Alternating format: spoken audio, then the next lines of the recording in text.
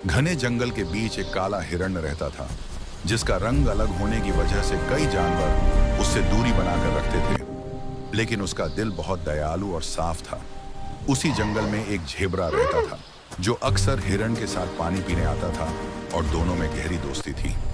एक दिन भयानक गर्मी और सूखे के कारण जंगल में पानी की भारी कमी हो गई। झेबरा दूर पानी की तलाश में निकल पड़ा और अनजाने में शिकारी के पुराने जाल में फंस गया।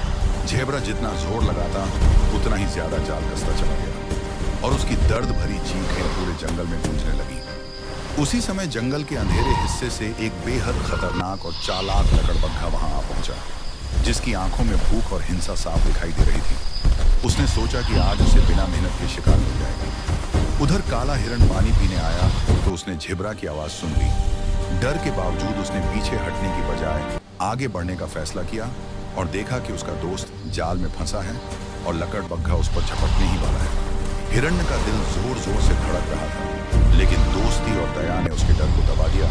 वह तेजी से दौड़कर लकड़बग्घे के सामने आ गया और जमीन पर जोर से खुर मारते हुए उसे चुनौती देने लगा। लकड़बग्घा हंसते हुए बोला कि वह छोटा और कमजोर है, लेकिन हिरण डटा रहा और उसने जोर से चेतावनी की आवाज निकाली, जिससे आसपास के जानवर सतर्क हो गए।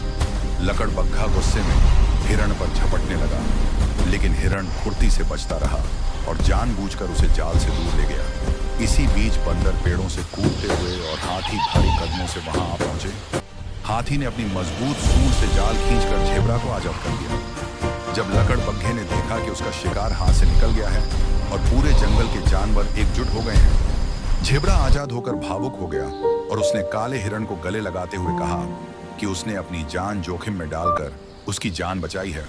हिरण मुस्कुराया और बोला कि सच्ची दोस्ती रंग या ताकत नहीं देखती, सिर्फ दिल देखती है। उस दिन के बाद जंगल के सभी जानवर समझ गए कि डर और हिंसा से नहीं, बल्कि दया, प्यार और एकता से ही जंगल सुरक्षित और खुशहाल रहता है।